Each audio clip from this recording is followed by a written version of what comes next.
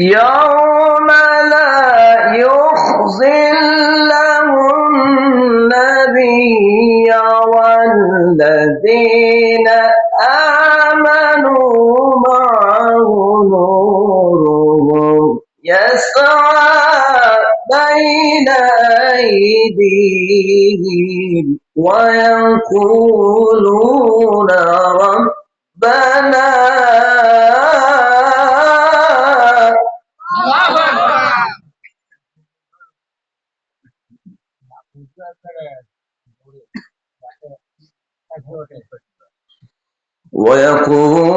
ويقولون ربنا أتمم لنا نورنا واغفر لنا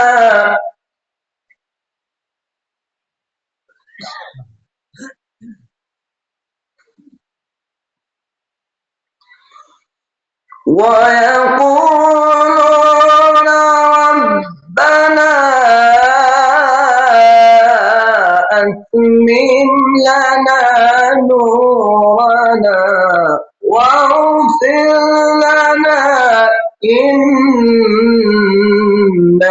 على كل شيء قدير.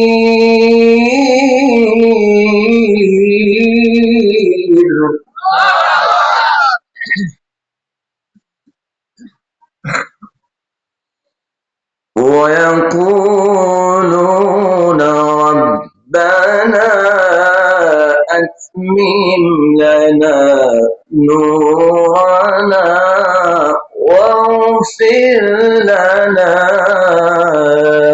إنك على كل شيء قدير. صدق الله العظيم.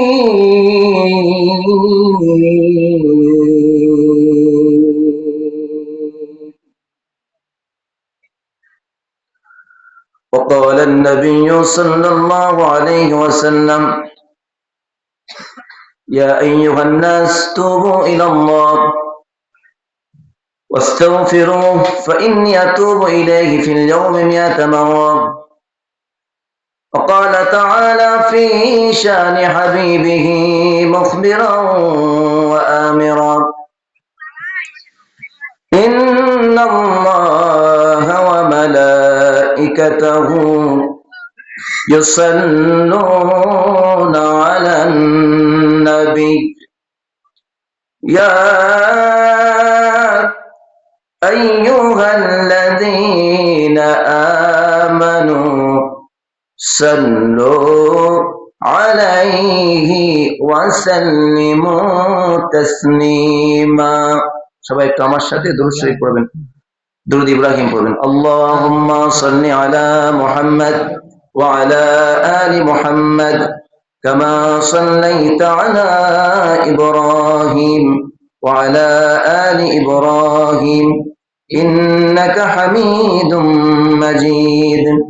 اللهم بارك على محمد وعلى آل محمد كما باركت على إبراهيم وعلى آل إبراهيم إنك حميد مجيد। পৃথিবী না জানুক আমি তো জানি আমি কি পাপ করেছি হায়। ঠিক কিনা কোন নিজে জানি কিনা? পৃথিবী না জানো আমি তো জানি আমি কি পাপ করেছি হায়। আমার পাপের করলে বিচার আমার পাপের করলে বিচার বাঁচার আমার নাই উপায় দয়াময় তুমি মাফ করো আমায়, মাফ করো আমায়। জেনে না জেনে কত যে আমি করেছি পাপ, কতবার যে করেছি তাওবা, কতবার অনুতাপ। দুদিনে আবার সব ভুলে আমি, দুদিনে আবার সব ভুলে আমি মজে গেছি দুনিয়ায়, মাফ করো আমায়। পৃথিবী না জানুক আমি তো জানি, আমি কি পাপ করেছি। হায় সবাই জিকির করুন সুবহানাল্লাহ, লা ইলাহা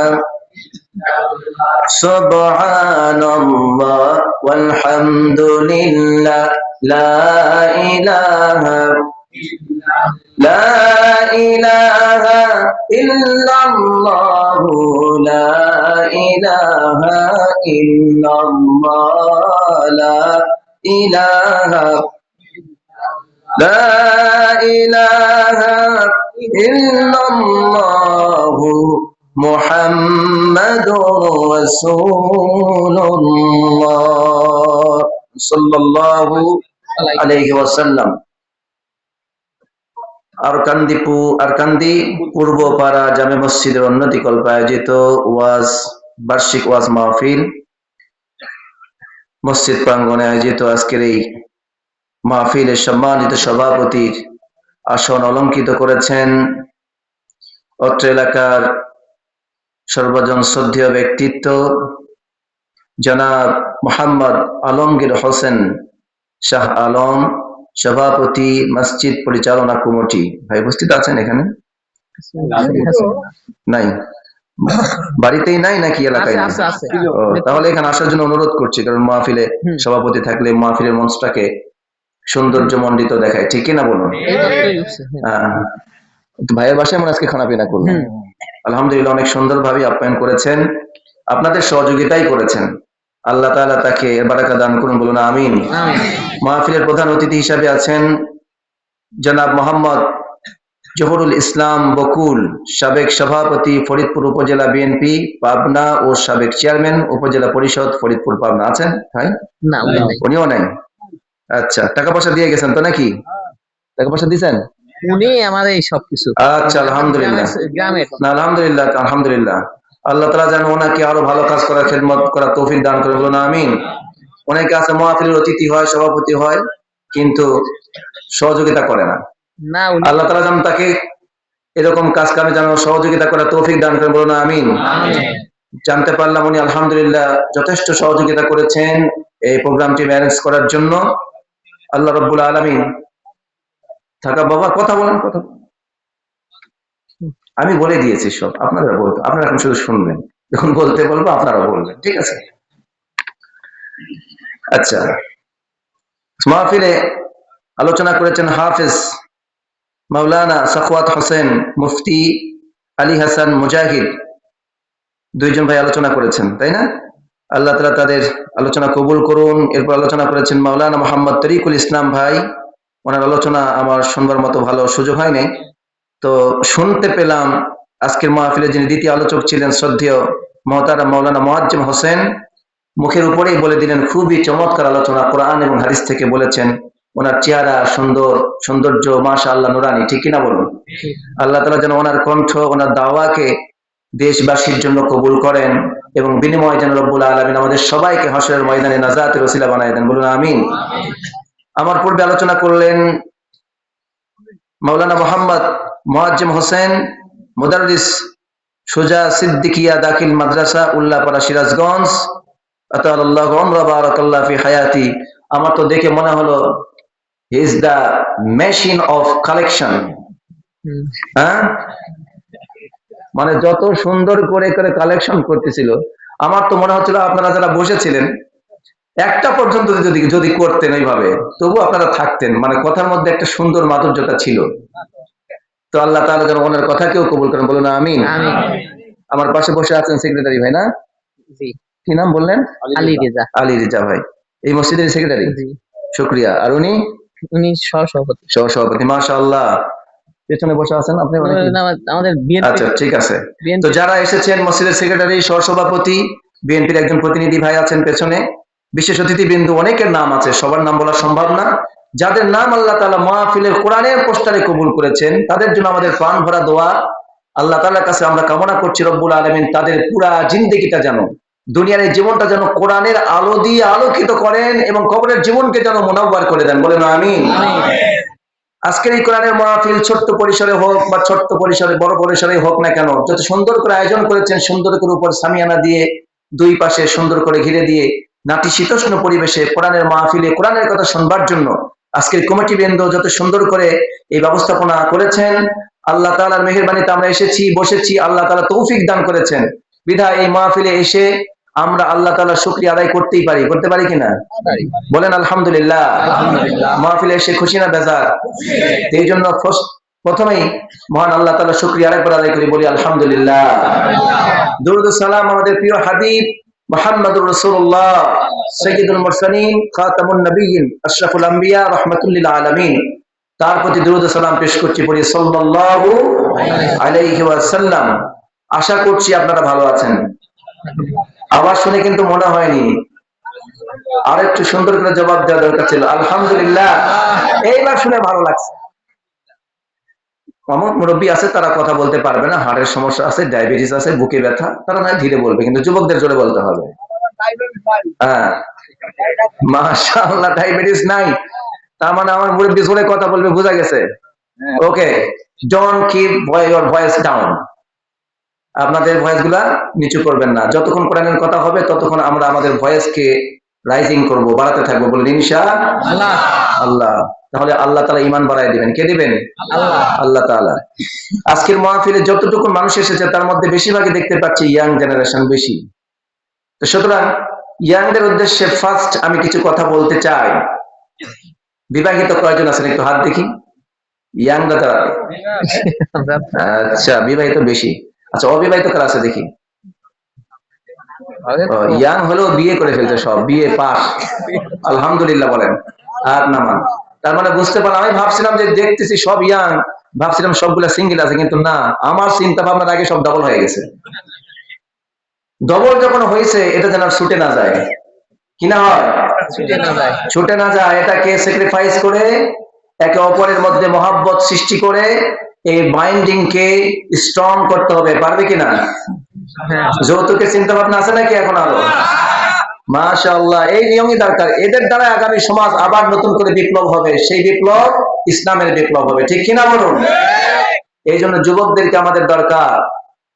কারণ প্রিয় নবী সাল্লাল্লাহু আলাইহি ওয়াসাল্লাম বলেছেন, তিনি যখন কোরআনের দাওয়াত দিয়েছেন তখন সকল মুরব্বীরাই অধিকাংশ তাকে বিরোধিতা করেছে। আর যারা ইয়াং ছিলেন, ইয়াং জেনারেশন যারা ছিলেন, জওয়ান ছিলেন, যুবক ছিলেন, তরুণ ছিলেন, তারা সকলেই আমাদের প্রিয় নবীকে হিলফুল ফুজুল সংগঠন তৈরির মাধ্যমে এবং ঈমান আনার পর তরুণ তরুণ সাহাবীরা দ্বীন কায়েমের জন্য, বদরের ময়দানে লড়াই করার জন্য তারাই সবচেয়ে এগিয়ে গিয়েছেন, ঠিক কিনা বলুন? বদরের ময়দানে আবু জেহেলকে ঠান্ডা করে দিয়েছিল, ডান্ডা মেরে ঠান্ডা করেছিল দুই যুবক, দুই তরুণ সাহাবী, বেশি বয়স না, মাত্র 13 থেকে 15। নাম কি? মাযার, মুআওয়াজ রাদিয়াল্লাহু তাআলা আনহুমা। এই দুইজন তরুণ সাহাবী আবু জেহেলকে কোপায়া বদরের ময়দানের বালুতে চিপ করে শোয়ায় ঠান্ডা করে দিয়েছিল। আজকেও বর্তমানে যারা বাংলার জমিনে স্বৈরাচার হয়েছিল গততে, তাদেরকে তাড়ানোর পেছনে সব মুরব্বীরা ছিল না সবার আগে যুবকরা ছিল? ইয়াংরা ছিল, ঠিক কিনা বলো? এই জন্য আগামীর বাংলাদেশকে গড়তে হলে আমাদের ইয়াংদেরকে এভাবে জাগিয়ে রাখতে হবে, তাদেরকে কখনো ঘুম পাড়ানোর গান শোনানো যাবে না। ওরা যতদিন বেঁচে থাকবে আলীর চেতনা নিয়ে বেঁচে থাকবে, মাজার মুআওয়াজের চেতনা নিয়ে বেঁচে থাকবে, খালিদ বিন ওয়ালিদের চেতনা নিয়ে বেঁচে থাকবে, ওমরের চেতনা নিয়ে বেঁচে থাকবে, আসাদুল্লাহিল গালিব হযরতে আলী রাদিয়াল্লাহু তাআলা আনহুর চেতনা নিয়ে বেঁচে থাকবে। এরা যতদিন চেতনায় জেগে থাকবে ততদিন পর্যন্ত বাংলার জমিনে কেউ ইসলামের বিরুদ্ধে কথা বলে, এই আলেমদের বিরুদ্ধে কথা বলে, বাংলার জাতির বিরুদ্ধে অবস্থান নিয়ে এই বাংলার জমিনে টিকে থাকতে পারবে না। আজকের যুবকেরা আবারও নতুন করে কেউ যদি স্বৈরাচার হয়, আগামীতে শক্ত হাতে রুখে দাঁড়াবে। ঠিক কিনা বলো? রাজি আছেন না নাই?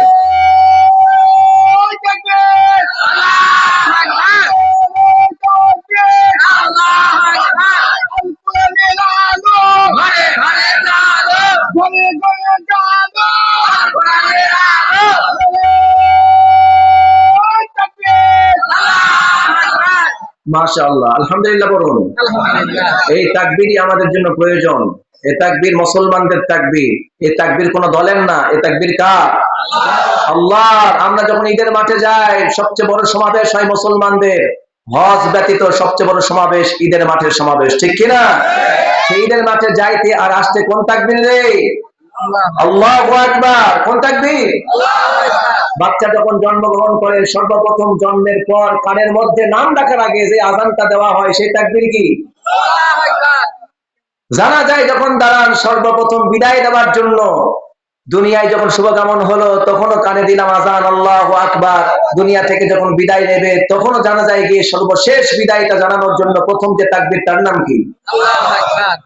সুতরাং আল্লাহু আকবার তাকবীরের বিরোধিতা যারা করবে তার মধ্যে ঈমান নাই, রয়েছে মুনাফিকি। জোরে কোন ঠিক কিনা? এই জন্য আমরা তাকবীরের সাথে থাকতে চাই। যেই দলে আছে তাকবীর, যেই দলে আছে আযানের ধ্বনি, যাদের মধ্যে আযানের ধ্বনি পাওয়া যাবে, যাদের মধ্যে তাকবীরের ধ্বনি পাওয়া যাবে, যাদের মধ্যে ইসলামকে নিয়ে ভালোবাসার আলামত পাওয়া যাবে, আমরা তাদের সাথে থাকতে রাজি আছি। ঠিক কিনা বলো? আমরা দল চিনি না, মত চিনি না, ব্যক্তি চিনি না, আমরা চিনি ইসলাম, আমরা চিনি কোরআন, আমরা চিনি রাসূলের আদর্শ। যেই দলে, যেই ব্যক্তির মধ্যে, যেই সমাজের মধ্যে আমরা আল্লাহর ভালোবাসা, নবীর প্রেম, ইসলামের প্রেম দেখতে পাবো, আমরা তাদের সাথে থাকবো। ঠিক কিনা বলো? এই জন্য আমরা কোরআনে কারীমের আজকের এই মাহফিলে আল্লাহর ভালোবাসা নিয়ে আল্লাহ তাআলার পক্ষ থেকে আল্লাহ রাব্বুল আলামিন যতটুকু তৌফিক দিবেন আপনাদের সামনে কিছু কথা কোরআন এবং হাদিস থেকে বলতে চাই। আল্লাহ পাক তৌফিক দান করুন, বলুন আমিন। প্রিয় ভাইরা, আপনাদের সামনে কোরআনে কারীমের সূরা তাহরিম থেকে একটি আয়াতে কারিমা তেলাওয়াত করেছি। এখান থেকেই আপনাদের সামনে সংক্ষিপ্ত কিছু কথা বলবো। আজকের যে আলোচনার বিষয়, today's topics is never lose hope. আশা হারাবেন না। কি হারাবেন না? আশা হারানো যাবে না। Never say die. হাল ছেড়ে দেওয়া যাবে না। যতদিন বেঁচে থাকবো আশা নিয়ে বেঁচে থাকবো, কারণ আমাদের অভিভাবক কে? আল্লাহ। আর কাফের, মুনাফিক, মুশরিকদের অভিভাবক হলো শয়তান। শয়তান মানুষকে কখনোই সাহায্য করতে পারে না, তার আশা পূরণ করতে পারেন না। কিন্তু একজন আছেন যিনি পৃথিবীর সমস্ত মানুষের আশা চাওয়া পাওয়াকে পূরণ করে দিতে পারেন। তিনি কে? আল্লাহ। সে আল্লাহ আমাদেরকে বলেছেন নেভার লুজ হোপ। কখনোই আশা হারিও না, আশা নিয়ে বেঁচে থাকো। আল্লাহ তোমাদেরকে একদিন জান্নাত দান করবেন। ঠিক কিনা বলুন? আপনার সামনে, আমার সামনে অনেক বাধা বিপত্তি আসবে, অনেক ধরনের ঝঞ্ঝাট আসবে, ঝড় আসবে, টর্নেডো আসবে। শয়তান আপনাকে বিপদগামী করবার জন্য হাজারো প্রচেষ্টা চালাবে, হাজারো পথ মত আপনার সামনে তুলে ধরবে। কিন্তু আপনি আশা ছাড়বেন না। আপনি যদি ভুলও করেন, আপনি যদি একবার ঘুরে দাঁড়ান, আল্লাহর দিকে ফিরে আসেন, আল্লাহ বলছেন বান্দা আমি তোর জিন্দেগির সব ভুল ত্রুটি মাফ করে দিয়ে তোরে জান্নাতি বানায় দেব। শুধু জান্নাতি না, পৃথিবীর প্রেক্ষাপট যদি চেঞ্জ করতে চাও, if you change the world at first change yourself। তুমি যদি পৃথিবী পরিবর্তন করতে চাও, ফার্স্ট আগে তুমি নিজেকে পরিবর্তন করো। সমাজের মধ্যে ঘনে ধরা ঘূর্ণিঝড় অন্ধকার চলছে। জেনা, ব্যভিচার, ধোঁকাবাজি, প্রতারণা, চাঁদাবাজি, মানুষকে চোখরাঙানি, তুচ্ছ তাচ্ছিল্য করা। আমি মনে করি রাসূল করিম সাল্লাল্লাহু আলাইহি ওয়াসাল্লাম ঠিক যেইভাবে হিলফুল ফুজুল সংগঠন তৈরি করে যুবকদেরকে নিয়ে সমাজের ভেঙে ধরা সমাজকে ভেঙ্গে চুরে আবার নতুন করে তৈরি করতে যেমন চেষ্টা করেছিলেন, আজকে নতুন করে ইয়াং জেনারেশনরা যদি চেষ্টা করে নবীশি হিলফুল ফজলের মতো করে সমাজ তৈরি করবে, আবার নতুন করে সমাজের সেবা করবে, এই সমাজ থেকে অন্যায়গুলি দূর করবে, ইফতিজিং বন্ধ করবে, এই সমাজ থেকে নিশাকে দ্রবীত করবে, এই সমাজ থেকে যৌতুককে না করে দিবে, এই সমাজের মেয়েদেরকে বিয়ে করার জন্য রানীর মর্যাদা দিয়ে, মেয়ের মা বাপকে সম্মান দিয়ে বিয়ে করে আনবে, তাহলে আমাদের এই যুব সমাজকে আবার নতুন করে ঘুরে দাঁড়াতে হবে। আজকের সময়, আজকের যুবকরা যদি ঘুরে দাঁড়ায়, অন্ধকার পালিয়ে যাবে, ঠিক কিনা বলুন? এই জন্য শিল্পী সুন্দর করে বলেছেন, আধারে ভয় পেও না, আলো আছে আড়ালে, অন্ধকার পালিয়ে যাবে তুমি উঠে দাঁড়ালে। আধারে ভয় পেও না, আধারে ভয় পেও না, আলো আছে আড়ালে, কালো সব পালিয়ে যাবে তুমি উঠে দাঁড়ালে। আধারে ভয় পেও না, আধারে ভয় পেও না, আলো আছে আড়ালে, কালো সব পালিয়ে যাবে তুমি উঠে দাঁড়ালে। ঠিক কিনা বলো? এই জন্য সমাজের সমস্ত অন্ধকারকে দূর করবার জন্য মুজাহিদের মতো করে সৎ সাহস নিয়ে এই পাবনার জমিনকে দুর্নীতি মুক্ত করতে, এই পাবনার জমিনকে সন্ত্রাস মুক্ত করতে, বিশেষ করে পাবনা ফরিদপুরের এই আরাকান্দি এলাকাকে সন্ত্রাস মুক্ত, দুর্নীতি মুক্ত, চাঁদাবাজ মুক্ত, ইফতিজিং মুক্ত, যৌতুক মুক্ত করতে আমাদের যুবক ভাইদেরকে কাজে লাগাতে হবে।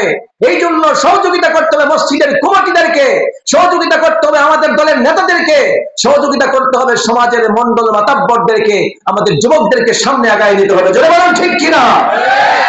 তাদের কাজে বাধা দেওয়া যাবে না। আল্লাহ তাআলা আমাদের যুবকদেরকে কবুল করুন, বলুন আমিন। যুবকদেরকে ভালোবাসেন স্বয়ং আল্লাহ, যুবকদেরকে ভালোবাসেন স্বয়ং আমাদের প্রিয় নবী মুহাম্মদ সাল্লাল্লাহু আলাইহি ওয়াসাল্লাম। একজন যুবক আল্লাহর নবী মুহাম্মদুর রাসূলুল্লাহ সাল্লাল্লাহু আলাইহি ওয়াসাল্লাম ঠিক এমনি করে একটি মজলিসে বসে কোরআনের কথা বলছিলেন, ইসলামের দাওয়াত দিচ্ছিলেন, তাওহীদের দাওয়াত পেশ করছিলেন।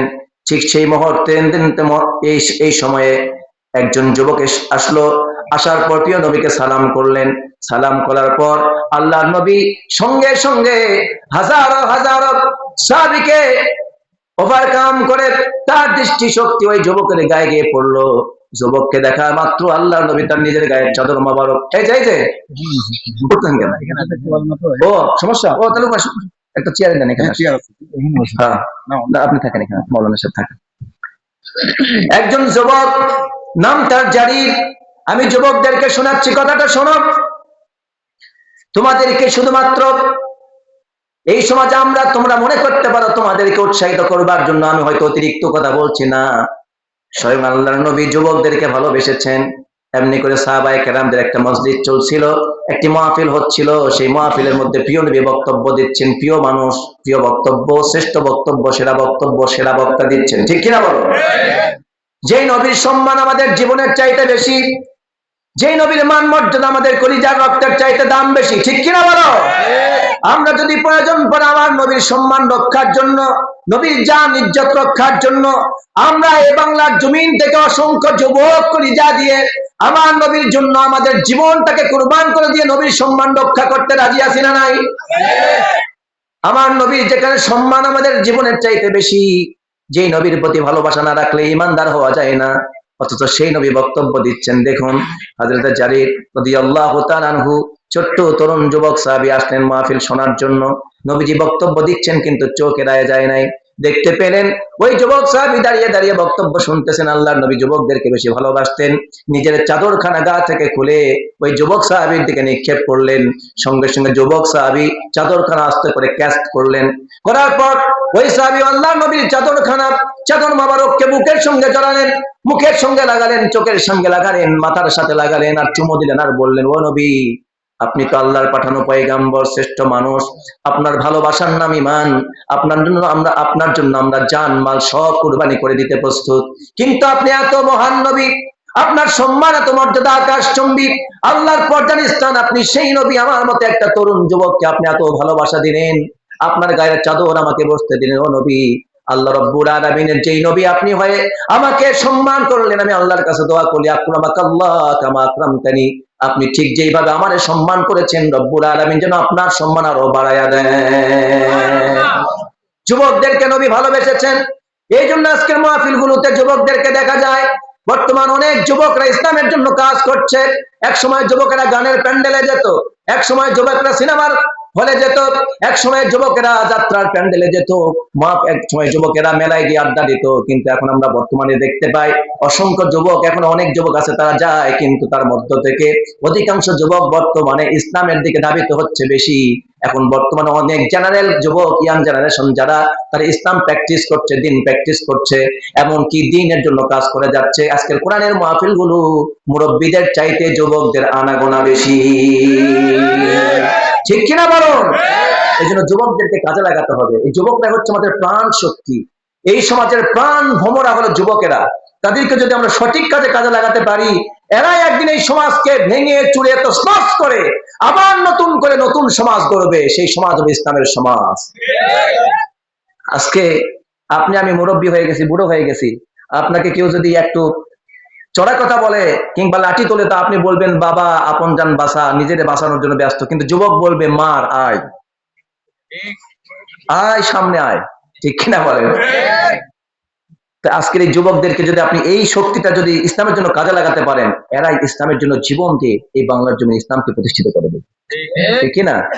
দল মত নির্বিশেষে আমাদের যুবকদের হাতে অস্ত্র তুলে দেব না, আমার যুবকদের হাত থেকে কলম কেড়ে নিব না, বই কেড়ে নিব না, খাতা কেড়ে নেব না। আমার যুবকদের ভালোবাসা আমরা হৃদয় থেকে কোরআনের প্রতি, ইসলামের প্রতি, রসুলের প্রতি, আল্লাহর প্রতি ভালোবাসা সিনাই নিয়ে নাচ গান যাত্রা থিয়েটারের প্রতি নিব না। আমাদের যুবকদের হাতে কলম দিব, বই দিব, খাতা দিব, সাথে কোরআন দিব, রসুলের সিরাত গ্রন্থ দিব, রসুলের হাদিস দিব। আর যুবকদের হাত আর মুখগুলি, তাদের দেহের শক্তিকে ইসলামের জন্য কাজে লাগাবো, ঠিক কিনা বলো? যদি আমরা এটা করতে পারি, আমাদের যুবকরা আগামী সমাজকে পরিবর্তন করবে ইনশাআল্লাহ। এই জন্য যুবকদেরকে মাহফিলে থাকতে হবে। রাজি আছেন না নাই? আমার যুবক ভাইরা এখনো যারা বিয়ে করেনি, তাদের জন্য আমি বলছি, রাসূলের একটা হাদিস মনে রাখো। রাসূল সাল্লাল্লাহু আলাইহি ওয়াসাল্লাম বলেছেন, তুনকাহুল মারআত, যখন তুমি কোনো মেয়েকে বিয়ে করবে তখন চারটা গুণ দেখবে, লিজামালিহা ওয়ালি নাসাবিহা ওয়ালি মালিহা ওয়ালি দীনিহা। তুমি তার মধ্যে চারটা জিনিস দেখবা। একটা হলো তার সৌন্দর্য দেখবা, তার বংশ পরণ, তার বংশমর্যাদা।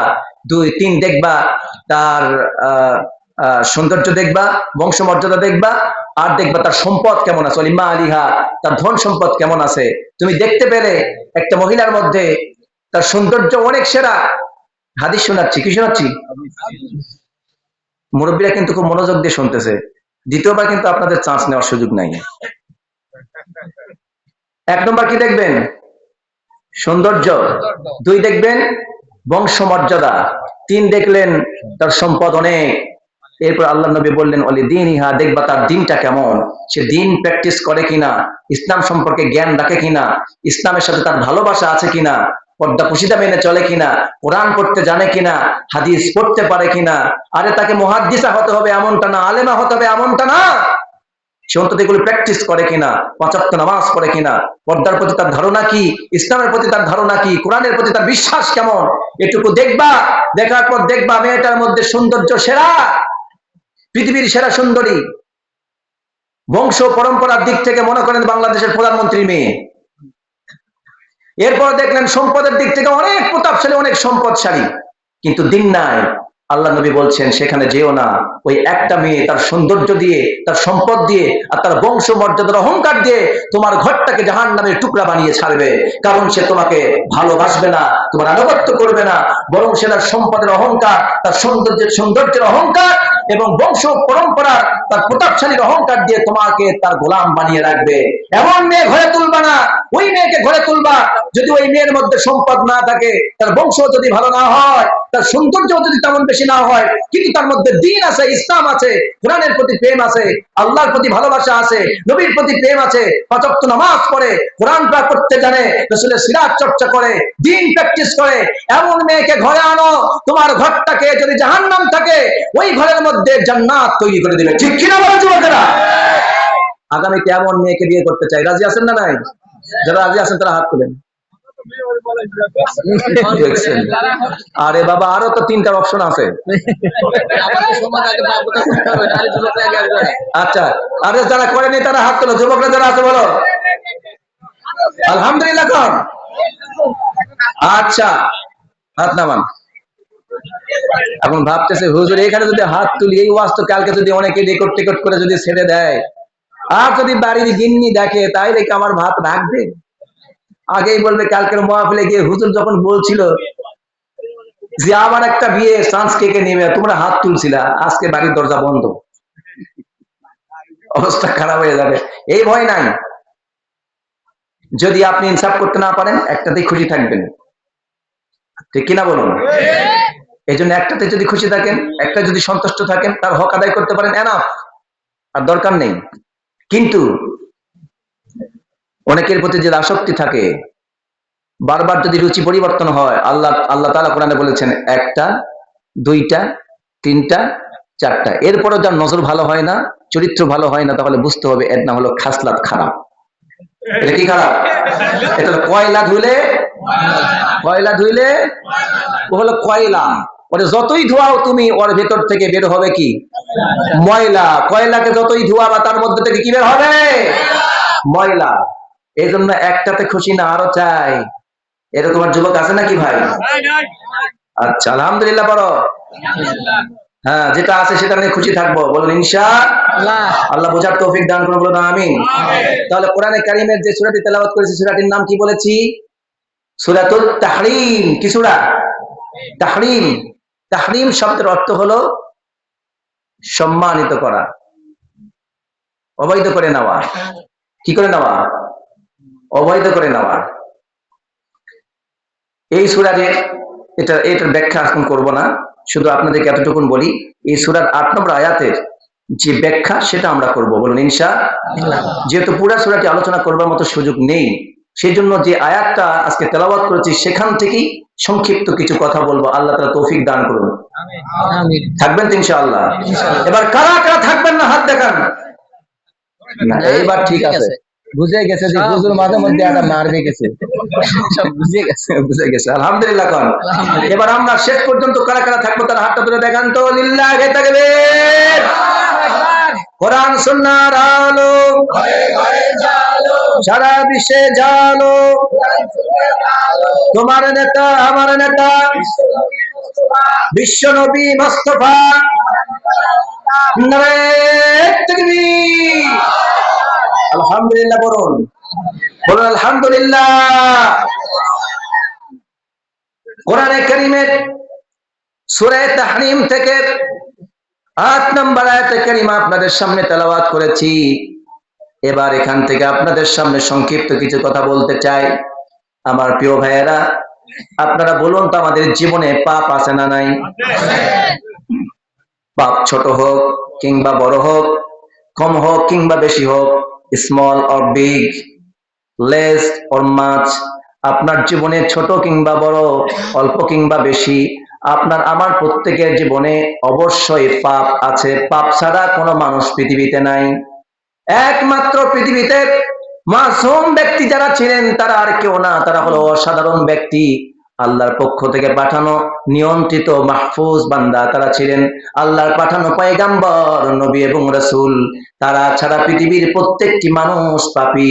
আমরা প্রত্যেকেই জিন্দেগিতে পাপ করি, প্রকাশ্যে কিংবা গোপনে। সব খবর জানেন কে? আল্লাহ। এই জন্য আল্লাহ তাআলা বলছেন, নেভার লস হোপ, কখনো আশা হারিও না। আমি আল্লাহর কাছে মাপ চাও, আমি তোমাদের গুনাহ মাফ করে দেব। সুবহানাল্লাহ পড়ুন। জীবনে আমাদের পাপ আছে।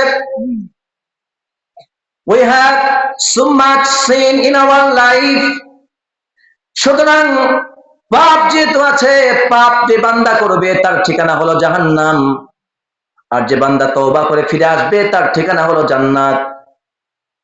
জান্নাতে গেলে পাবেন সুখ শান্তি, আর জাহান্নামে গেলে শুধু কষ্ট, আর কষ্ট শুধু অশান্তি। জ্বলবেন পুড়বেন, জীবনে আর শেষ হবে না, ঠিক কিনা? আমার প্রিয় ভাইয়েরা, জাহান্নামে গেলে আগুনে জ্বলতে হবে, আর জান্নাতে গেলে চোখের সামনে যা চাইবেন, মন যা চাইবে, চোখে যা দেখবে, মন যা চাইবে, দিল কল্পনা করার আগে রব্বুল আলামিন চোখের সামনে দিয়ে দিবেন। কুতুফুহা দানিয়া। আল্লাহ রব্বুল আলামিন বলেন, অনেক ফল ফলান্তি তোমার চোখ দেখতে পাবে, সবগুলি তোমার নিকটবর্তী করে দেওয়া হবে। মন যখন চাইবে তুমি শুধু বলবা, অর্ডার করবা, অটোমেটিক সেগুলি তোমার সামনে পরিবেশন করা হবে, তুমি ইচ্ছা মতো খেতে পারবা। মনে যা কল্পনা করবে তা তোমার সামনে হাজির করে দেওয়া হবে।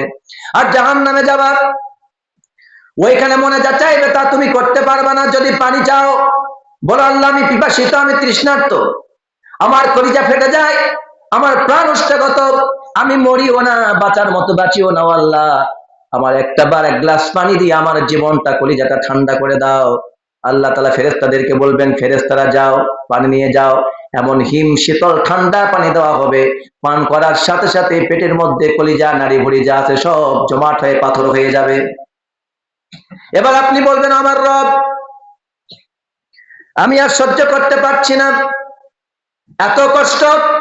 আমি ভেবেছিলাম আমার পিপাসা নিবারণ করবে, আমার তৃষ্ণা দূর হয়ে যাবে।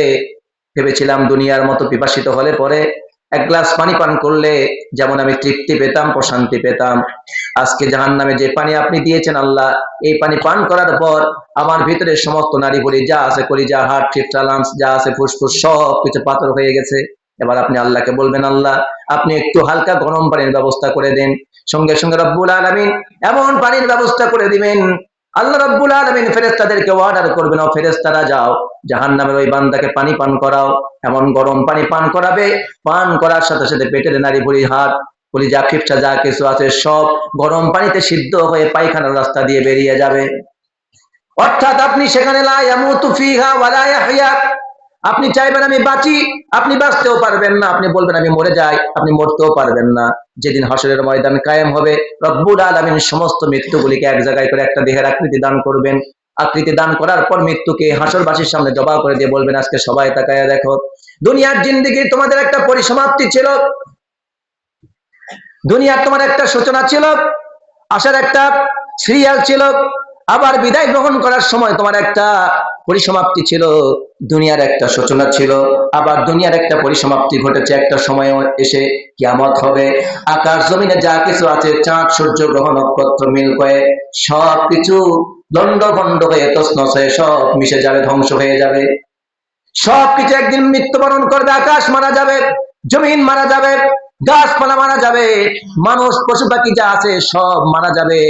হাসরের ময়দান যেদিন কায়েম হবে, রব্বুল আলামিন ডাক দিয়ে বলবেন, আমার হাসরবাসী তোমরা তাকায়া দেখো, যেই মৃত্যুর ভয় দুনিয়ায় তোমরা করতে, আজকে সেই মৃত্যুকে তোমাদের সামনে হাজির করে দিলাম। আর এই মৃত্যুকে আমি রব্বুল আলামিন ছুরি দিয়ে জবাই করে শেষ করে দিলাম। আজকের পর থেকে আর কোনো নতুন মৃত্যু তোমাদেরকে তাড়া করবে না। এখন পরকালের জিন্দগিটা কি? ওটা লিমিটেড না আনলিমিটেড? ওটার কোনো শেষ নাই, শুরু আছে শেষ নাই। দুনিয়ার জীবন লিমিটেড, শুরু আছে 50 বছর, 60 বছর, সর্বোচ্চ 100 বছর। বাংলাদেশে গড়ায় কয় বছর? 60 থেকে 70 বছর। এরপরে যদি বাঁচেন তো বোনাস।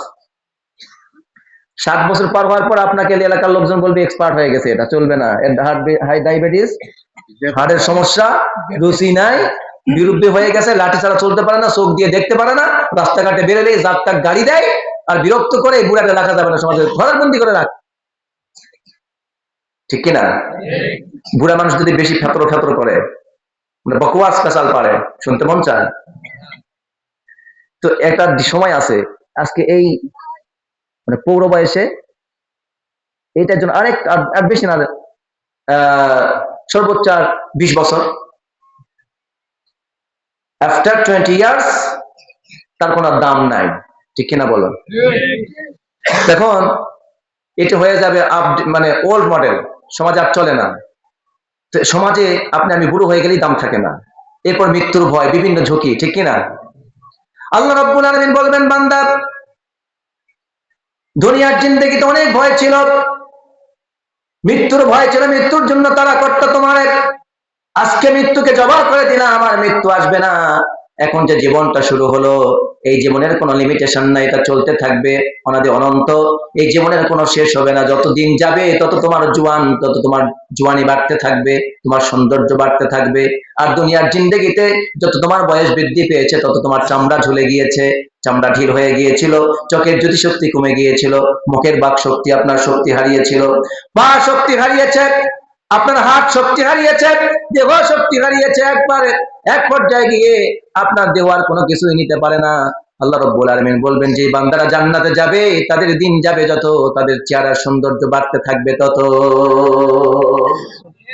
আর যারা জাহান্নামে যাবে, ওই জাহান্নামীরা জাহান্নামে এত কষ্ট ভোগ করবে, ওদের দিন যাবে যত, তত আযাব বাড়তে থাকবে তত। আল্লাহ রাব্বুল আলামিন কোরআনে কারিমে বলছেন ফাযুকু ফালান নাযীদাকুম ইল্লা আযাবা। ওখানে যারা জাহান্নামে যাবে তাদের শুধু আযাব আর আযাব। যতই বলবে আমার আযাব কমায় দাও, আল্লাহ বলবেন তত আযাব বাড়ায় দাও। নাউযুবিল্লাহ বলেন। সে আগুনে জ্বলার মতো হিম্মত আছে আমাদের? না। 1 মিনিটও কি দুনিয়ার আগুনে জ্বলতে পারবো? না। দুনিয়ার আগুনে হাত রেখে দেখো, পুনরায় পাপ তুমি করার আগে অনুভব করে দেখো আগুনের তাপ, ঝলসানো যন্ত্রণা কেমন লাগে। কি করে ভাবছো তুমি জাহান্নামে, কিছুদিন পুরে ঠিক পাবে জান্নাত। একটু সইতে কি পারবে তুমি, দুনিয়া আগুনে রেখে দেখো হাত।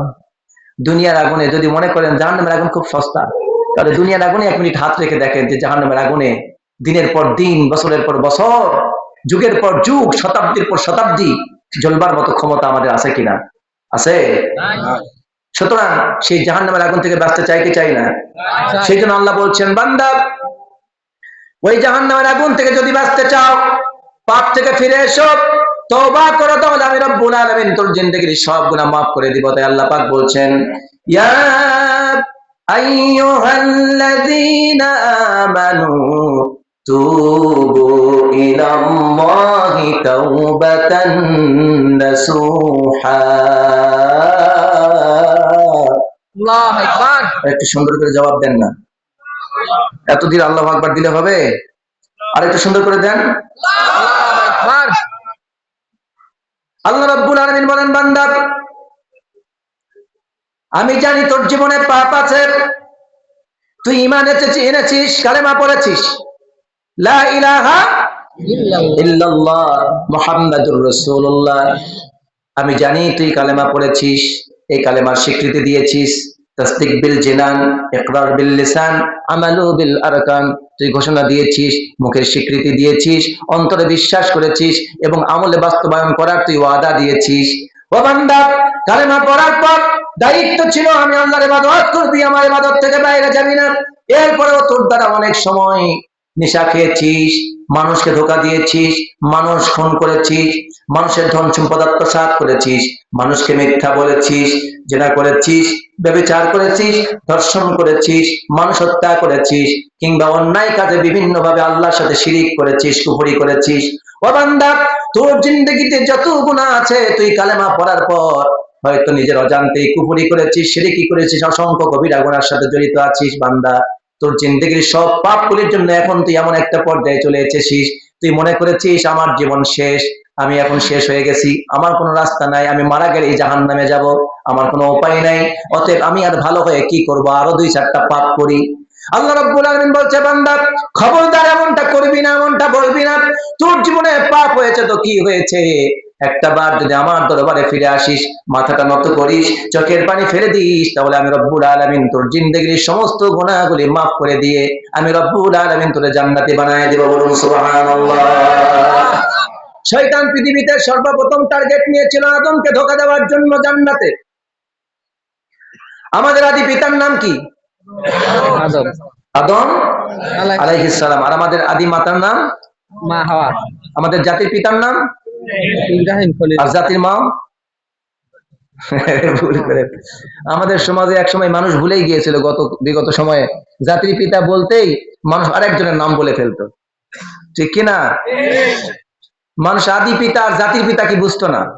অথচ আল্লাহ তাআলা কোরআনে বলেছেন মিল্লাতা আবিকুম ইব্রাহিম হুয়া সাম্মাকুমুল মুসলিমিন। আর আমাদের দেশে বাদ বাকি সব ঘোড়ার ডিম হয়ে বসেছিল, ঠিক কিনা? আমার প্রিয় ভাইয়েরা, আল্লাহ রাব্বুল আলামিন অনেক শখ করে আদর করে আপনাকে আমাকে সৃষ্টি করেছেন। আমাদের স্রষ্টাকে আল্লাহ। অন্তরের খবর জানেন কে? আল্লাহ। সবকিছুর চাইতে মানুষের যিনি নিকটবর্তী তিনি কে? আল্লাহ। নাহনু আকরাবু ইলাইহি মিন হাবলিল ওয়ারিদ। আল্লাহ বলছেন বান্দা তুই শোন, তুই তো যদি বিপদে পড়িস, পীর সাহেবকে ডাকতে গেলে, পীর সাহেবের কাছে সাহায্য চাইতে গেলে তোর পাবনা থেকে যাওয়া লাগবে আটরশি, অথবা যাওয়া লাগবে দেওয়ানবাগ, নইলে যাওয়া লাগবে রাজশাহী, অথবা যাওয়া লাগবে খুলনায়, অথবা যাওয়া লাগবে সিলেট শাহজালালের মাজারে, ঠিক কিনা? আল্লাহ রাব্বুল আলামিন বলেন, বান্দা দুনিয়ায় বিপদে পড়লে তুই যদি নেতার সাহায্য চাস, হয় ফোন বের করতে হবে, কল তুলতে হবে, কল দিতে হবে, নাম্বার তুলে কল দিতে হবে। অনেক তোর ভেজাল আছে, এমনও হতে পারে ফোনটা বের করার মতো সুযোগ পাবি না, তোর পকেট থেকে এমন বিপদ আসার সম্ভাবনা আছে না নাই? আল্লাহ রাব্বুল আলামিন বলছেন, দুনিয়ার মানুষের কাছে সাহায্য চাও, বিপদে পড়লে তাদের কাছে গিয়ে সাহায্য চাইতে হবে, যাবার সুযোগ নাও হইতে পারে। নেতার কাছে ফোন দিয়ে সাহায্য চাইতে চাও, সাহায্য পেতে চাও, পকেট থেকে ফোন বের করার সময়টাও নাও পেতে পারিস। আবার পীরের দরবারে সাহায্য চাস, পীরের দরজা পর্যন্ত যেতে না পারার সুযোগ তোর নাও থাকতে পারে, ঠিক কিনা বলুন? কিন্তু রব্বুল আলামিন বলছেন, নাহনু আকরাবু ইলাইহি মিন হাবলিল ওয়ারিদ। ও বান্দা, আমি রব্বুল আলামিন তোর এত নিকটে, তোর ঘাড়ের মধ্য দিয়ে একটা শাহরগ আছে, ওই শাহরগের চাইতে আমি রব্বুল আলামিন তোর খুব নিকটে। ও বান্দা, তুই মুখ দিয়ে আমি আল্লাহকে আল্লাহ বলে ডাক দেওয়ার আগে অন্তরে কল্পনা আসার সাথে তোর ডাকের জবাব দিয়া দেই, বলুন সুবহানাল্লাহ।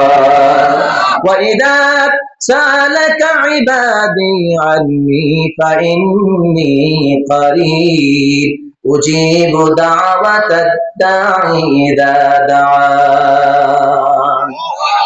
আল্লাহ বলছেন, নবী, মানুষেরা আপনাকে প্রশ্ন করে, আমরা যে আল্লাহকে ডাকি, আল্লাহ কি শোনে? আল্লাহ তো 7 আসমানের উপরে, আরশের উপরে আছেন, উনি কি শুনতে পান? উনি কি আমাদের ডাকে জবাব দেন? আল্লাহ নবী বলছেন, আল্লাহ তাআলা আয়াত নাযিল করে বলেন, নবী আপনি তাদেরকে জানিয়ে দিন, আল্লাহ শুধু তাদের ডাক শুনতে পান না, তারা যতবার ডাকে আল্লাহ ততবার জবাব দেন। সুবহানাল্লাহ। তাও কইতে পারলেন না সুবহানাল্লাহ? চা খাওয়ামো নাকি? চা দেবো? তার বলেন সুবহানাল্লাহ। সামনে নির্বাচন আসতেছে, দেখা যাক, যদি পাস টাস করি আমি চা আপনাদের বরাদ্দ দিব। আল্লাহ রাব্বুল আলামিন বলল, বান্দা এই জন্য বিপদে পড়লে সাহায্যকারী কে? আল্লাহ। আমাদের অন্তরের খবর জানেন কে? আল্লাহ। আল্লাহ রাব্বুল আলামিন আমাদেরকে 5 ভাবে প্রোটেকশন দিচ্ছেন। জোরে বলেন, কয় ভাবে? 5 ভাবে। সৃষ্টি করেছেন তিনি, সবকিছু জানেন কিনা? আল্লাহ। অন্তরের খবর আল্লাহ। 2, 3 নম্বর, আপনার 2 কাঁধে 2টা ফেরেশতা লাগায় দিয়েছেন, কিরামান কাতিবিন। কিরামান কাতিবিন ইয়ালামুনা মা তাফআলুন ইন্নাল আবরারা লাফি নাঈম ওয়া ইন্নাল ফুজ্জারা লাফি জাহিম। আল্লাহু আকবার। কিরামান কাতিবিন, সংরক্ষণ করছেন সবকিছু। মা ইয়ালফিযু মিন কাওলিন ইল্লা লাদাইহি রাকীবুন আতীদ। তুই শুধু তোর কান্দেই না, তোর জিহ্বা দিয়ে কি কথা বলিস, জিহ্বা কি নাড়ায়, জিহ্বার মধ্যে কি উলট পালট করে, সমস্ত কথাগুলিকে রব্বুল আলামিন তার ফেরেশতা দিয়ে রেকর্ড করছেন, একটা কথাও মিস যাবে না। কিয়ামতের দিন মা লিহাদাল কিতাব লা ইউগাদিরু সাগীরাতান ওয়ালা কাবীরাতান ইল্লা আহসাহা ওয়াজাদু মা আমিলু হাদিরান ওয়া লা ইয়াজলিমু রাব্বুক।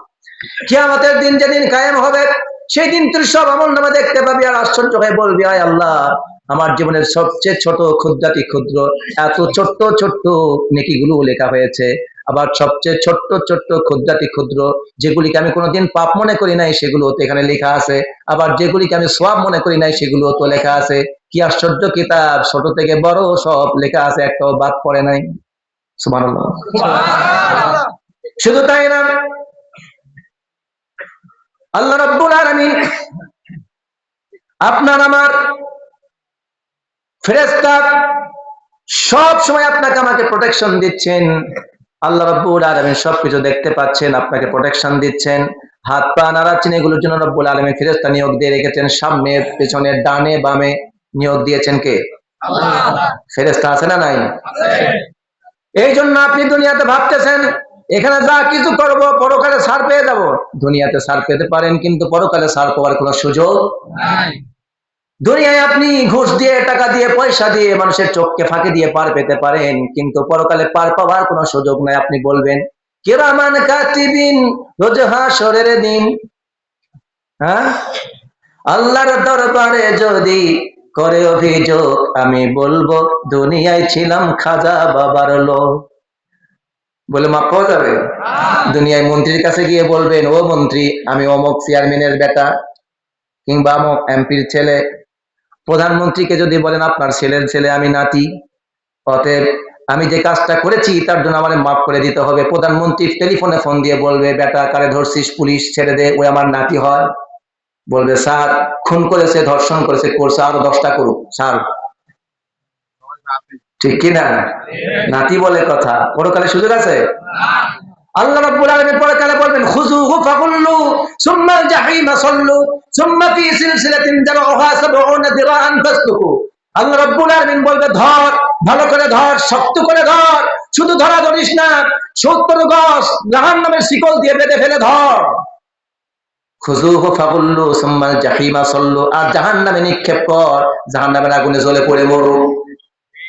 দুনিয়া আপনি নেতার কথা বলে পার পেতে পারেন, পরকালে পার পাবেন না। এই জন্য শয়তানের ধোকায় পড়ে যতই পাপ করেন না কেন নিজেকে হতাশ করবেন না। আপনি মনে করবেন, আমার একজন অভিভাবক আছে, আমি যতই পাপী হই না কেন আল্লাহর কাছে যদি ফিরে আসি, আল্লাহ মাফ করে দিয়ে তিনি তার বান্দা হিসেবে কবুল করবেন। বলুন সুবহানাল্লাহ। নেভারস হোপ, কখনো নিরাশ হয়ে যেও না, হতাশ হয়ে যেও না, আশা হারিও না। তুমি সব সময় তোমার আল্লাহর কাছে আশা রাখো, কারণ আদম আলাইহিস সালামকে সর্বপ্রথম ফেরেশতা, আদম আলাইহিস সালামকে সর্বপ্রথম জান্নাতের মধ্যে ধোঁকা দেওয়ার চেষ্টা করেছে কে? ইবলিস। কে? ইবলিস। শেষ পর্যন্ত আল্লাহর নবী আদম আলাইহিস সালাম জান্নাত থেকে দুনিয়ায় এসেছেন, ঠিক কিনা বলুন? শত শত বছর কেঁদেছেন, শয়তানের ধোঁকায় পড়েছিল, কিন্তু আমাদের বাবা শয়তানের ধোঁকায় পড়ে আল্লাহকে ছেড়ে দেন নাই। দুনিয়ায় আসার পর শত শত বছর কেঁদেছে, আল্লাহর কাছে ক্ষমা চেয়েছে, পানা চেয়েছে। কিভাবে ক্ষমা চাইতে হবে তাও তিনি জানতেন না। আদম আলাইহিস সালাম শুধু কান্না করতেন। কিভাবে আল্লাহর কাছে ক্ষমা চাইতে হবে তাও তিনি জানতেন না। আমার রব এমন রব, আমাদের আল্লাহ এমন আল্লাহ, যে আল্লাহ আপনি পথ ভুল করার সাথে সাথে আপনাকে সঠিক পথ কোনটা হবে তাও বলে দেয়। আপনি সঠিক পথে চলবেন কিভাবে তাও তিনি বলে দেন, এই পদ্ধতিতে সঠিক পথে চলবি। ক্ষমা পেতে চাস, এই কথাগুলি বলে বলে ক্ষমা চা। আল্লাহ রাব্বুল আলামিন বান্দা যখন ভুল করে, ভুল দেখে তিনি বসে থাকেন না, ভুলটা তো সংশোধন করে দেন। পাশাপাশি ভুল সংশোধন করার জন্য, আল্লাহর নিকটবর্তী হওয়ার জন্য, নৈকট্য অর্জনের জন্য, আল্লাহর বন্ধু হওয়ার জন্য কি করতে হবে সেটাও তিনি বলে দেন। তার নাম আল্লাহ রাব্বুল আলামিন আদমকে বলেন, ও আদম, শত শত বছর কেঁদেছ, কান্না করতে করতে তোমার চোখের পানি প্রায় শেষ, দুনিয়া তুমি তন্ন তন্ন করেছ। ও আদম, তুমি আমি আল্লাহর কাছে মাপ পেতে চাও, আমি তোমারে শিখাই দিচ্ছি। ফাতালাক্কা আদম মির রাব্বিহি কালিমাতিন ফাতাবা আলাইহি ইন্নাহু হুয়াত তাওয়াবুর রহিম। আল্লাহ তাআলা আদম আলাইহিস সালামকে তওবা শিখালেন। সুবহানাল্লাহ বলবেন না? সুবহানাল্লাহ। আল্লাহ যদি জেনারেল অ্যামনেস্টি যদি ঘোষণা না দিতেন, সাধারণ ক্ষমা যদি না করতেন, এই পৃথিবীর কোন পাপী বান্দা ইবাদত করেও আল্লাহর জান্নাতে যেতে পারতো না। কেউ কোনো ইবাদত দিয়ে, কোনো নেক কাজ দিয়ে আল্লাহর জান্নাতে যেতে পারবে না। আল্লাহর জান্নাত শুধুমাত্র আল্লাহর রহমত দিয়ে হয়। কি দিয়ে হয়? আল্লাহর রহমত দিয়ে। আর আল্লাহর ইবাদতের মাধ্যমে আল্লাহর পক্ষ থেকে দায়িত্ব পালন করা হয় বান্দার। আপনার উপরে আল্লাহ তাআলা যে দায়িত্ব দিয়েছেন, যে ডিউটি দিয়েছেন, আপনি তো সেই ডিউটি পালন করছেন মাত্র। আপনার যে হাত দিয়েছেন, আপনি প্রতিদিন যে শত শত কেজি অক্সিজেন গ্রহণ করেন, সর্বনিম্ন প্রতিদিন তো আপনি 500 কেজি অক্সিজেন গ্রহণ করেন। এই অক্সিজেনকে আপনি সারাদিনে দাম দিতে পারবেন? হ্যাঁ, আপনার হাতের দাম নিলাম না, চোখের দাম নিলাম না, পায়ের দাম নিলাম না, জিহ্বার দাম নিলাম না, আপনার রক্তের দাম কিছুই নিলাম না। আমি যদি বলি আপনি প্রত্যেক দিন যে 500 কেজি অক্সিজেন গ্রহণ করেন, এই অক্সিজেনের দামটা প্রতিদিন দিবেন, তারপর বউ ছেলের চিন্তা করবেন, দিতে পারবেন না? একমাত্র ঘুষখোর ছাড়া। কঠিন কিনা বলুন? কথাগুলো বুঝতেছেন আপনারা? কষ্ট হচ্ছে নাকি আপনাদের? আর 15 মিনিট, বেশি না, কষ্ট দিব না। হ্যাঁ, আরো 2 ঘন্টা? বাপরে বাপ, 12টা পর্যন্ত টাইম। আপনারা বলছেন 12টা পর্যন্ত, হতে কোনটা? 12টার পরে না, 12টায় শেষ হবে ইনশাআল্লাহ। বলেন ইনশা। কি 1 ঘন্টা পার হয়ে গেছে অলরেডি। ওয়াজি বলে করিনি, টের পাইনি। আচ্ছা ঠিক আছে। আল্লাহ রাব্বুল আলামিন বলেন, আদম ভুল করেছ, জেনারেল অ্যামনেস্টি করেছি এই জন্য। পৃথিবীর মানুষ যদি পাপ করতে থাকে, পাপ করার পর একটা মানুষ পাপের প্রতি অতিষ্ঠ হয়ে যায়, বলে আর কত মদ খায়, আর কত জেনা করি, আর কত হত্যা করি, এভাবে তো শেষ হয়ে যেতে পারে একদিন, আর এসব ভালো লাগে না। কি অনেক পাপী আছেন এমন, পাপ করতে করতে করতে করতে আর ভালো লাগে না, ঠিক না? পাপ এমন একটা জিনিস, একসময় এর প্রতি আপনার অরুচি চলে আসবে, কিন্তু পাপ করলে ঠিকানা কোথায়? এই এই এই সিট ডাউন, সিট ডাউন। একে একে একে ঠিক আছে। আচ্ছা ঠিক আছে, পিপ সেরে টুট করে চলে আসবা। তাহলে জেনারেল অ্যামনেস্টি মানে হলো সাধারণ ক্ষমা ঘোষণা। কি ঘোষণা? সাধারণ ক্ষমা ঘোষণা। এই সাধারণ ক্ষমা ঘোষণা যদি আল্লাহ না করতেন, তাহলে মানুষ পাপ করতে করতে যখন জানতো যে পাপ করার পর জাহান্নামেই যেতে হবে, জ্বলতে হবে, জাহান্নামে আবার ঠিকানা, কারণ পাপীর ঠিকানা তো জাহান্নাম। আমি যখন পাপ করছি, আমার যখন মাপ পাওয়ার কোনো রাস্তাই নাই, তাহলে ভালো হয়ে লাভ কি? কি মুরব্বী, ভালো হয়ে লাভ আছে? আরে 4টা খুন করছি, আরো 4টা করবো, করছি 90টা, আরো 10টা করে 100 পুরাবো, ঠিক কিনা বলেন? কারণ আমার ঠিকানা তো জাহান্নাম, আমার ভালো হয়ে লাভটা কি? এমনিও জ্বলবো, অমনিও জ্বলবো, ভালো হয়ে লাভ কি? যা আছে দুনিয়ায় সবকিছু ভোগ করবো। রঙিন রঙিন দুনিয়াতে আজকে আসি কালকে নাই, হাসি গানে। তারপরে বলো তারা না, ঠিক কিনা? বুঝে মনে কিছুই জানে না, সবই জানেন। এই দুনিয়াতে যদি আল্লাহ তাআলা সাধারণ ক্ষমা ঘোষণা না করতেন, তাহলে প্রত্যেকটি পাপী মানুষ আরো পাপী হয়ে যেত, খারাপ হয়ে যেত, কারণ তার মুক্তির পথ ছিল না। কারণ সে জানতো আমার পাপের পরে যে শাস্তি আমাকে ভোগ করতে হবে পরকালে, এর জন্য যেহেতু মুক্তির উপায় নেই, অতএব আমার ভালো হয়েও লাভ নেই, তাই আমি ভালো হতে চাই না। 100টা খুন করছি, আরো করব, ধর্ষণ করছি, আরো করব, আত্মসাৎ করছি, আরো করব, চাঁদাবাজি করছি, আরো করব, দুর্নীতি করছি, আরো করব, মারছি, আরো মারবো, ধনী হচ্ছি, অন্যায় করে আরো হব, মাথা নত করব না। সত্য না মিথ্যা? আর যখন আল্লাহ তাআলা বলেছেন তোরে সাধারণ ক্ষমা ঘোষণা করলাম, তবে শর্ত হলো তওবা করে ফিরে আসতে হবে, পাপগুলোই ছেড়ে দিতে হবে। তখন বান্দা চিন্তা করে পাপ অনেক করছি, ঠিকানা যেহেতু শেষ ঠিকানা জাহান্নামই হবে, অতএব তওবা করে ফিরে আসি, যদি জান্নাতে যেতে পারি। আল্লাহ তো ওয়াদা করেছেন তওবা করলে মাফ করে দিবেন। তখন বান্দা অন্যায়ের পথ ছেড়ে দেয়, অপরাধের পথ ছেড়ে দেয়, ক্রাইম ছেড়ে দেয়, অন্যায় ছেড়ে দেয়, তখন রব্বুল আলামিন বান্দার প্রতি খুশি হয়ে তাকে জান্নাত দান করে দেন। আলহামদুলিল্লাহ। এখন বলেন আমাদের জীবনে পাপ আছে না নাই? ভালো হওয়ার সুযোগ আছে না নাই? জান্নাতে যেতে চাই কি চাই না? জান্নাত কি নামাজ দিয়ে পাওয়া যায়? বলছি এগুলোর জন্য জান্নাত দিবে, আল্লাহর কথা আছে, কিন্তু শুধুমাত্র ইবাদত দিয়ে আল্লাহর জান্নাতে যাওয়া যাবে না। কারণ আমি তো আপনাকে বললাম, আপনি যে অক্সিজেন গ্রহণ করছেন প্রতিদিন 500 কেজি, এই অক্সিজেনের দাম কি দিতে পারবেন? আল্লাহ যদি বলতেন তুই যে অক্সিজেন গ্রহণ করছিস, এর জন্য তোরে দাম দিতে হবে, এর বিনিময় হলো 5 ওয়াক্ত নামাজ, 5 ওয়াক্ত নামাজের শেষ লেটা চুকে যাবে, তাই? এরপর আল্লাহ তাআলা বলতে পারেন তোর যে হাত দিয়েছি, এই হাতের বিনিময় হলো প্রত্যেক বছরে রোজা রাখবি 1 মাস, হাতের দাম শেষ। তোর যে পা দিয়েছি চলার জন্য, এর পায়ের বিনিময় স্বরূপ তুই প্রত্যেক বছর একবার হজ করবি, শেষ। তোর যে মাথা দিয়েছি, তোর যে তার সিধা করে পাগল বানাই নাই, এই ভালো মাথা দেওয়ার জন্য আরো অন্যান্য কত ইবাদত আছে বলেন, যাকাত দিবি, এবার যত ইবাদত আছে ফরজ ইবাদত, প্রত্যেকটা যদি আপনার অঙ্গ প্রত্যঙ্গ দিয়ে ভাগ করে দেওয়া হয়, অবশেষে দেখা যাবে ইবাদত করে আপনার দেহের কৃতজ্ঞতা আদায় করতে পারবেন না। দেহের কৃতজ্ঞতা, আল্লাহর কাছে কৃতজ্ঞতা আদায় করবেন, দেহের শুকরিয়া। আল্লাহ তুমি যে আমার সুন্দর একটা চোখ দিয়েছো, আমার মেন্টালিটি ভালো রেখেছো, আমাকে মেন্টাল ডিসঅর্ডার করে দাওনি, আমাকে পাগল করে দাওনি, আমার হাতটা প্যারালাইজড করে দাওনি, আমাকে ক্যান্সার রোগ দাওনি, ব্লাড ক্যান্সার দাওনি, আমার পাটা প্যারালাইজ করে দাওনি, আমার চোখ দুটো অন্ধ করে দাওনি, আমার জিহ্বাকে প্যারালাইজ করে দাওনি, আমি সুন্দর করে কথা বলতে পারি, আমার কথার জাদুতে মানুষকে মাতাইতে পারি। এগুলি যদি দাম নিতেন আল্লাহ, ইবাদতের মাধ্যমে জান্নাতে যাওয়া যেত। এবার বুঝতে পারছেন কেন কথাটি বলেছি? তাহলে ইবাদতের মাধ্যমে আল্লাহর জান্নাতে যাওয়া যায় না, আল্লাহর জান্নাত শুধুমাত্র আল্লাহর রহমত দিয়ে হয়। কি দিয়ে হয়?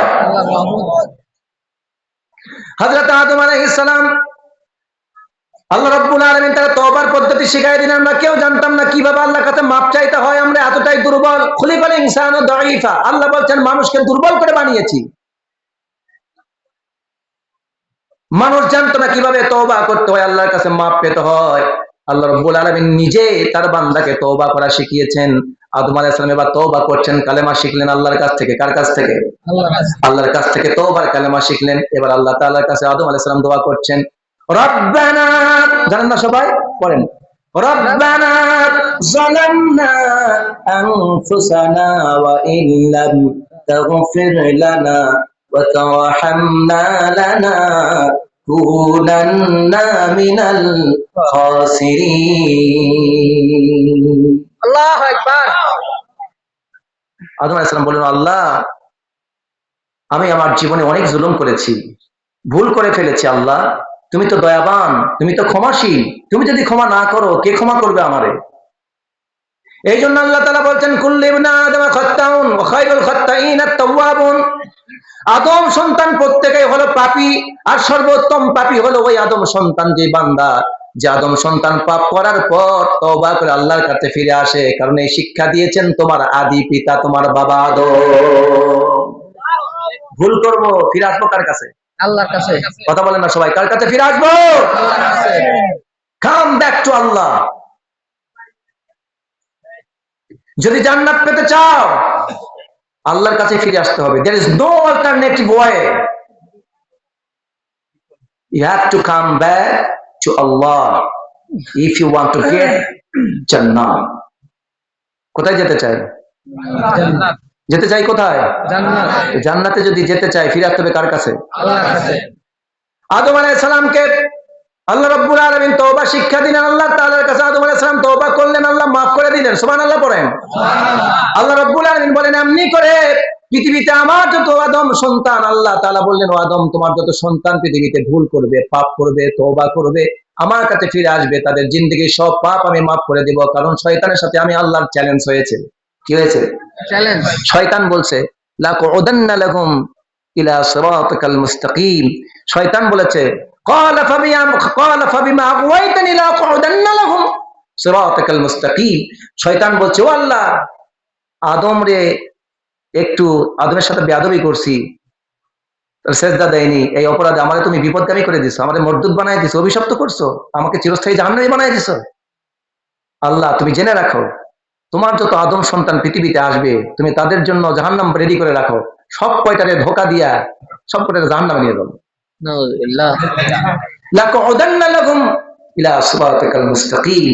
আমি তোমার সিরাত মুস্তাকিমের পথে পথ পেতে বসে থাকবো। যখনই কোন সন্তান আদম কোন সন্তান নামাজে যাবে, নামাজ থেকে ধোঁকা দিয়ে বলবো যা গানের আড্ডায়। তোমার কোন বান্দা যখনই মাহফিলের প্যান্ডেলে আসতে চাইবে আমি বলবো, ওই মাহফিলে যাস কেন? ওই যে চায়ের আড্ডায় চার স্তরে যা, কত ছেলে পেলে বসে আছে, আড্ডা দিচ্ছে, সিগারেট টানতেছে, গল্প করতেছে, যা মজা কর। মাহফিলে আসতে চাইছিল ঠিকই, ধোকা দিয়ে কোথায় নিয়ে গেছে? আবার এক দলে কোরআন শুনতে আসবে, ওরা ধোকা দিয়ে বলছে, আরে ওখানে গিয়ে হুজুর তো কোরআন হাদিসের কথা বলবে, জান্নাত জাহান্নামের কথাই বলবে, ওখানে যে লাভ কি, ওই ওখানে যান তাস খেল, তাস জুয়া খেল। আর এক জায়গায় বলবে, এই যুবক তুই মাহফিলে যাচ্ছিস, তোর এখনো বয়স হয়নি, এখন মজা করার সময়, ফুর্তি করার সময়, তুই এখানে আসছিস কে? যা ওইদিকে চুরিমালার দোকানে যা, কত লেডিস ঘুরতেছে, যা একটু দেখে আয়। কিনা করো তাও পাইছি।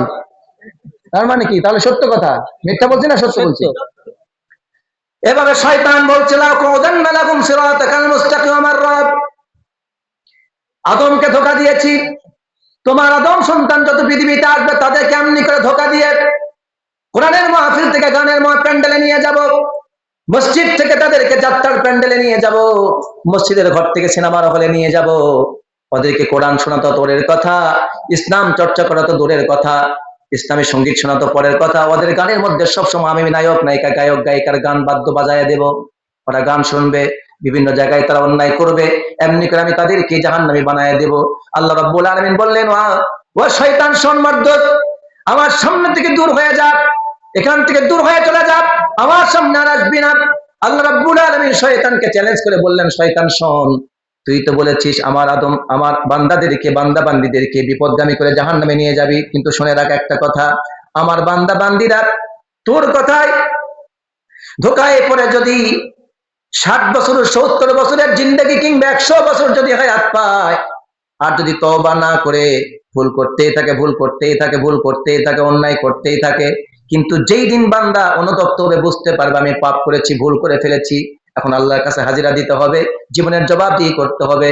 অতএব ওই বান্দা যদি মৃত্যুর শেষ মুহূর্ত পর্যন্ত এসেও যদি মৃত্যুর পূর্বে আমার কাছে তওবা করে, 100 বছরের জিন্দগিতে যত গুনাহ করেছিল তুই তারে যত ধোঁকা দিয়ে গুনাহ করিয়ে নিয়েছিস, একটাবার তওবা করার সাথে সাথে তার জিন্দগির সমস্ত গুনাহ মাফ করে দেব, এই বান্দাটারে জান্নাতি বানায়া দেব। সুবহানাল্লাহ। ওয়াদা কার? আল্লাহর। এই জন্য নেভার লস হোপ, আশা নিরাশ হওয়া যাবে না। হারানো, আশা হারাবেন না। হ্যাঁ, যাই মেয়েদেরকে আবার ডায়লগ দিও না, নেভার লস হোপ, আশা হারিও না, আমি তোমারই আছি। এমনটা করা যাবে? মেয়েদেরকে কি I love you so much, I adore you so much এমন বলা যাবে না। এই কথাটা বলতে হবে কারে?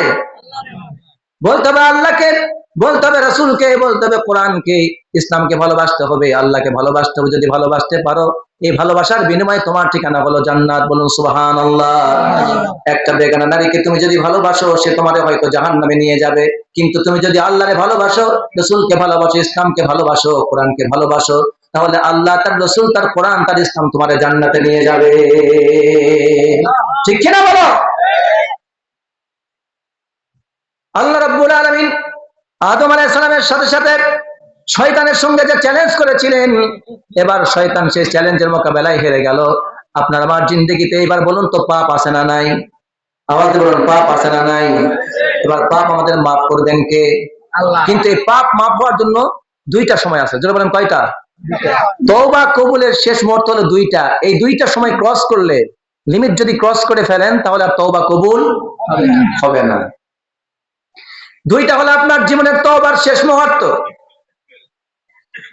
একটা হলো আপনার জীবনের ইন্নাল্লাহা ইয়াকবালু তাওবাতাল আবদি মা লাম ইউগারগির, অর্থাৎ আপনি যখন মৃত্যুবরণ করবেন, যখন মৃত্যুর যন্ত্রণা শুরু হয়ে যাবে, মালাকুল মউতকে আপনি দেখতে পাবেন, প্রাণ ওষ্ঠাগত, এখন প্রাণ বের করে নিবে, প্রাণ আপনার কণ্ঠনালীতে চলে এসেছে, মালাকুল মউতকে দেখতে পাচ্ছেন, এখন আপনি বলবেন, ও Allah, I am very sorry, I am extremely sorry for my sin, আমি অনেক পাপ করেছি, এখন ক্ষমা চাই, আমার একটু মাফ করে দেওয়া যায় নাকি?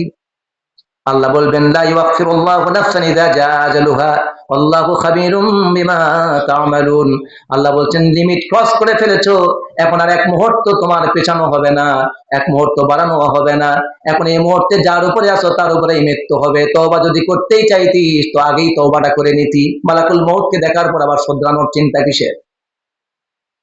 তওবা কবুলের শেষ সময় হলো মৃত্যুর গড়গড়ানির শব্দ আসার আগে। তওবা যদি করতে চায়, বাদাল গড়গড়া, আপনার গড়গড়ানির শব্দ মালাকুল মউতকে দেখার আগে তওবা করতে হবে।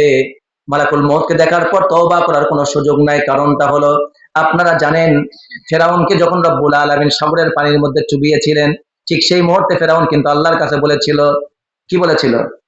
হাত্তা ইদা আদরাকাহুল গরক ক্বালা আমানতু আন্নাহু লা ইলাহা ইল্লাল্লাযী আমানাত বিহি বানু ইসরাঈল।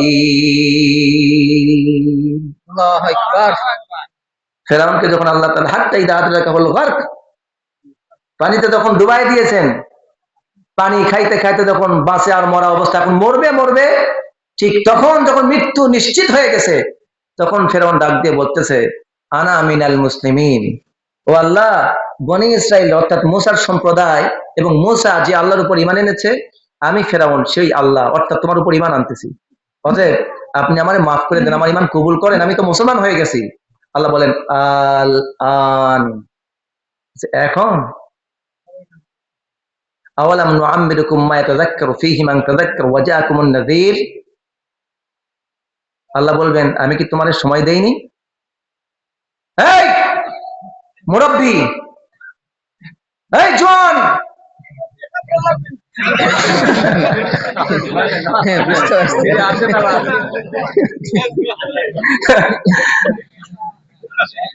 চাচা আপনার কইনি, যান আপনি সারে আসেন, তাছাড়া এটা নষ্ট হবে।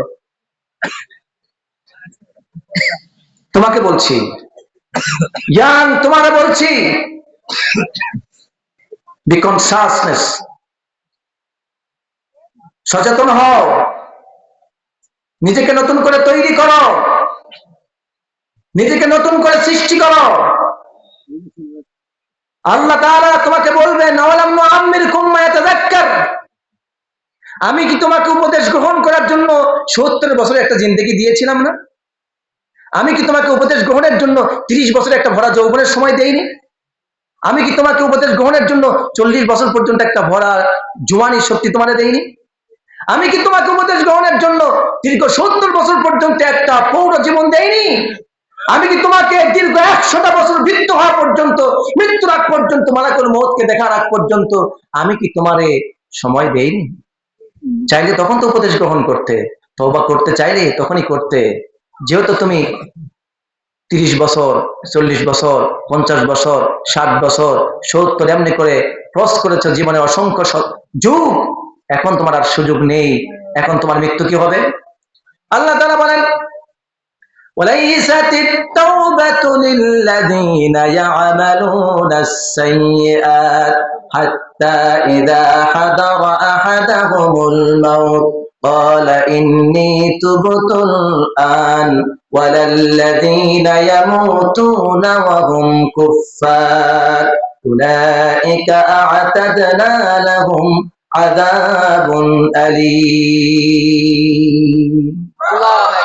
আল্লাহ বলেন, যেই বান্দাকে বয়স দিলাম, সময় দিলাম, লিমিট ক্রস করে ফেললো, সমস্ত সুযোগকে কাজে লাগালো না, সমস্ত সুযোগকে হাতছাড়া করলো, এরপরে মালাকুল মউতকে দেখার পরে তওবা করার সুযোগ পেতে চায়, আমি রব্বুল আলামিন তাদেরকে ঘোষণা করে দিলাম, যারা একটার পর একটা অন্যায় করেছো আর বলেছো আগামীকাল তওবা করব, আবার অন্যায় করেছো, আগামীকাল ভালো হয়ে যাব, আবার আবার ভুল করেছো, মানুষ উপদেশ দিয়েছে, ওলামায়ে কেরাম তোমাকে উপদেশ দিয়েছে, অনেক আলেম ওলামা তোমাকে বন্ধু হতে বলেছে, কিন্তু তুমি তাদের কথা শোনো নাই। তুমি বলেছো হুজুর আজকে না কালকে পড়বো, আজকে নামাজ না কালকে পড়বো, আজকে ভালো না কালকে হব, আজ ছাড়বো না কাল ছাড়বো। এমনি করে যারা একটার পর একটা অন্যায় করেছো, যখন মালাকুল মউত তোমার সামনে চলে আসবে, জেনে রাখো তোমার মউতটা কিন্তু কবিরা গুনাহর উপরে হবে। আর যদি কুফরি করে থাকো তাহলে মৃত্যু কিন্তু কুফরির উপরেই হবে। আর যদি শিরিক করে থাকো তোমার মৃত্যু কিন্তু শিরিকের উপরে হবে। তখন তোমার মৃত্যু যে অবস্থায় হবে, শিরিকের উপরে হলে তুমি মুশরিক, কুফরির উপর হলে তুমি কাফের। আর যদি তোমার কবিরা গুনাহের উপরে হয় তাহলে তুমি কবিরা গুনাহকারী। এমনি করে তোমার মালাকুল মউত যখন জানটা কবজ করে ফেলবে, তখন তুমি তাকায়া তাকায়া দেখবে তোমার হাত নিতর হয়ে যাবে, পা নিতর হয়ে যাবে, বডিটা নিতর হয়ে যাবে, তোমার চোখ শুধু জল জল করে তাকিয়ে থাকবে এক পলকে, তোমার চোখ নাড়াতে পারবে না, চোখের কোনা বেয়ে বেয়ে পানির ফোঁটাগুলি টপ টপ করে পড়তে থাকবে। এক পাশে স্ত্রী বসে কান্না করবে, আর এক পাশে মা বলে কান্না করবে, তোমার সন্তান তোমার পায়ের কাছে বসে পায়ের তলায় হাত মোলাবে আর কান্না করবে, তোমার মেয়ে তোমার জন্য কান্না করবে, তোমার বাবা মা, তোমার স্ত্রী, তোমার সন্তান, ছেলে মেয়ে সবাই তোমার ডানে বামে থেকে কান্নাকাটি করবে, আফসোস করবে, আর বলবে আল্লাহ আমার বাবারে সুস্থ করে দাও। কিন্তু তোমার যে মুহূর্ত তওবা করার সময় ছিল সেটা তুমি করো নাই। তোমার চোখের কোনা বেয়ে বেয়ে পানি পড়বে, কিন্তু শেষ নসিহত করতে পারবা না, মার কাছে ক্ষমা চাইতে পারবা না, বউর কাছে ক্ষমা চাইতে পারবা না, প্রতিবেশীর কাছে অপরাধ করেছো ক্ষমা চাইতে পারবা না, নিজের সন্তানের হক নষ্ট করেছো তার কাছে ক্ষমা চাইতে পারবা না। মালাকুল মউত জানটাকে শক্ত করে ধরবে, ঠাস করে টান দিয়ে কবজ করে নিয়ে চলে যাবে, জানটাকে ছিঁড়ে নিয়ে চলে যাবে, দুনিয়া থেকে শেষ হয়ে যাবা। এতদিন মানুষ ছিলা, এক মুহূর্তের পর তোমার নাম থাকবে না, পরিচয় থাকবে না, তুমি হয়ে যাবা লাশ। এই জন্য রব্বুল আলামিন সাবধান করে দিচ্ছে, বান্দা খবরদার অন্যায় করিস না, অন্যায় ছেড়ে দে। একটার পর একটা অন্যায় করবি আর বলবি আজ না কাল, কাল না পরশু, এমনি করে যারা আজ না কাল, কাল না পরশু এমনি করে সময় কাটায়, রব্বুল আলামিন বলেন ওরা যদি তওবা না করে, এমনি করে অন্যায়ের উপর যদি মৃত্যুবরণ করে, তাদের ঠিকানা জাহান্নাম, যন্ত্রণাদায়ক আযাব আমি রব্বুল আলামিন তাদের জন্য রেডি করে রেখে দিয়েছি। বলুন নাউযুবিল্লাহ। সুতরাং তওবা করার প্রথম মানে শেষ টাইম, যেটা একদম লাস্ট টাইম, ফিক্স টাইম শেষ, সেটা হলো মৃত্যুর গড়গড়ানির শব্দ আসার আগেই তওবা করতে হবে, ঠিক কিনা বলুন? কিন্তু সবাই যে মৃত্যু আসার আগে, গড়গড়ানির শব্দের আগে তওবা করব আজ না কাল, সেটা কি গ্যারান্টি আছে? না, কোনদিন মৃত্যু আসবে গ্যারান্টি আছে? না। যেহেতু গ্যারান্টি নাই, সুতরাং আজকেই তওবাটা করতে হবে। কি ঠিক যেহেতু গ্যারান্টি নাই, তওবা কোন দিন করবেন? কাল, না পরশু, না কোন দিন? আজ At this moment you have to repent and you have to acknowledgement, you have to give an acknowledgement of your sin. এখনই আপনাকে অনুতপ্ত হতে হবে, গুনার স্বীকৃতি দিতে হবে আজকেই, in this time আপনাকে দিতে হবে। যদি না দেন, এই অবস্থায় যদি মালাকুল মউত আসে এখান থেকে বাড়ি যাওয়ার পর, ঠিকানা কি হবে জানি? সেই জন্য আজকে তওবা করবো, বলুন ইনশাআল্লাহ। আল্লাহ 2 নম্বর তওবার শেষ মুহূর্ত হলো হাত্তা তাতলুআশ শামসু মাগরিবিহা, সূর্যটা যখন পশ্চিম দিক থেকে উদিত হবে। আজকে সূর্য উদিত হয় কোন দিকে? পূর্ব দিকে, অস্ত যায় পশ্চিমে পশ্চিম দিকে।